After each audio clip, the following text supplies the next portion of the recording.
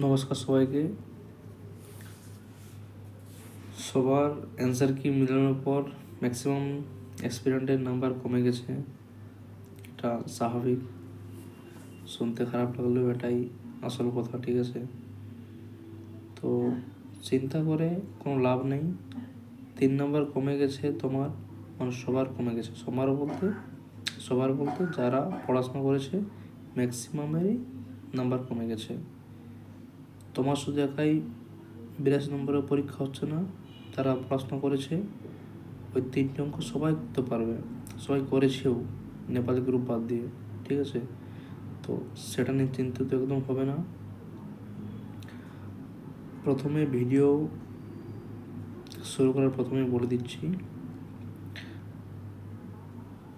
আমি একজন superior IPS অফিসারের, অনেক সুপিরিয়র, মানে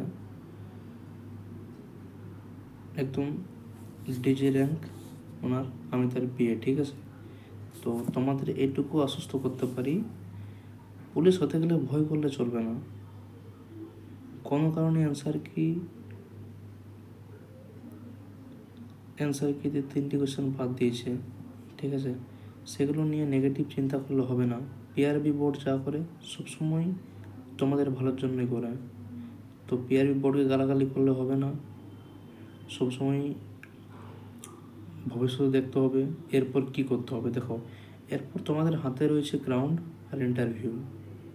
গ্রাউন্ড পাস করলে ইন্টারভিউতে ফেস হতে হবে। তো ইন্টারভিউতে ভালো মার্ক পেতে গেলে একটা দক্ষ পুলিশের মতো সেখানে গিয়ে তোমাকে উপস্থিত হতে হবে। তো সেগুলো আমি শেখানোর জন্য একটা গ্রুপ করেছিলাম। গ্রুপে যাই হোক অনেক হয়ে গেছে, এখন আর গ্রুপে অ্যাড হবে না কেউ, ঠিক আছে? তো তোমরা যারা নতুন আছো চ্যানেলটাকে সাবস্ক্রাইব করে রাখো, ঠিক আছে? আমি আমার পোস্টিং বললাম, এইটুকু আশ্বস্ত করতে পারি, অনেক কিছু পজিটিভ খবর পাবে, ঠিক আছে? কোনো রকম দালাল চক্র নেই এখানে। যা কিছু বলি সরাসরি বলি, কোনো লুকিয়ে কথা বলি না, ঠিক আছে?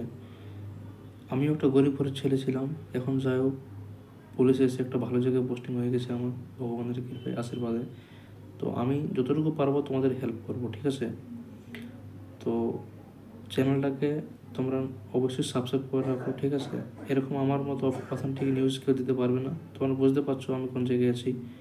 তো এরপর বলি কিছু কিছু কথা, ঠিক আছে? দেখো, অ্যাভারেজ যে যে কাট অফটা নিয়ে মাঠে ডাকবে সেটা হচ্ছে একটা অ্যাভারেজ নাম্বার। ম্যাক্সিমাম ভালো ভালো ছেলে কিন্তু গ্রাউন্ডে ফেল করে যায়। তো সেইটুকু ধ্যান অবশ্যই রাখতে হবে, মাথায় রাখতে হবে যে তুমি ডাক পেলে গ্রাউন্ডে নিজের 100% দিয়ে এসো, ইন্টারভিউতে চান্স পেলে নিজের 100% দিয়ে আসবে। সেখান থেকে ওখানে ইন্টারভিউ বোর্ডে যেসব সুপিরিয়র অফিসারগুলো থাকবেন তারা যদি মনে করে তাহলে তোমাকে নেবে, তারা না মনে করেন তাহলে তোমাকে নেবে না। পুলিশ হতে গেলে সবথেকে প্রথম লাগবে সাহস, নিজের আন্তরিক সাহস। এখন থেকে কম নাম্বার পাচ্ছ, ভয় করে এদিক ওদিক পিআরবি বোর্ডকে গালি দিচ্ছ, এই করছো ওই করছো। দেখো, ভয় করলে গালি দিলে কিছু যায় আসে না। তোমাকে একটা পুলিশ হতে গেলে অনেক কিছু সহ্য করতে হবে, ধৈর্য রাখতে হবে। মেন কথা পুলিশের ধৈর্য তো রে ভাই।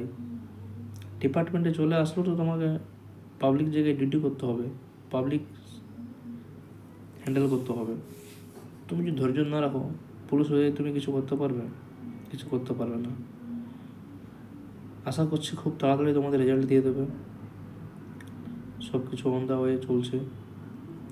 পিআরবি বোর্ড তোমাদের জন্য অনেক কিছু করেছে, রাত্রে একটাই অ্যান্সার কি দিয়েছে, ওখানে তো তারা তোমাদের জন্য জায়গা রয়েছিল, ঠিক আছে?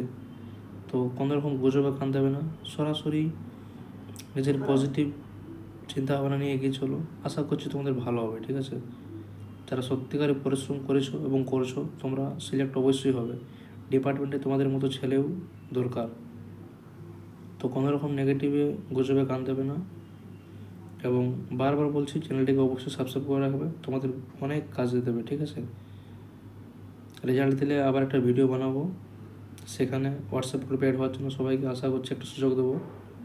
তো এখন বেশি ভিডিও বড় করছে না, সবাই পজিটিভ থাকো, পজিটিভ জিনিসে লক্ষ্য রাখো, এবং আগামী দিনে মাঠের জন্য প্রস্তুত হও, ঠিক আছে? সবাইকে নমস্কার, জয় হিন্দ।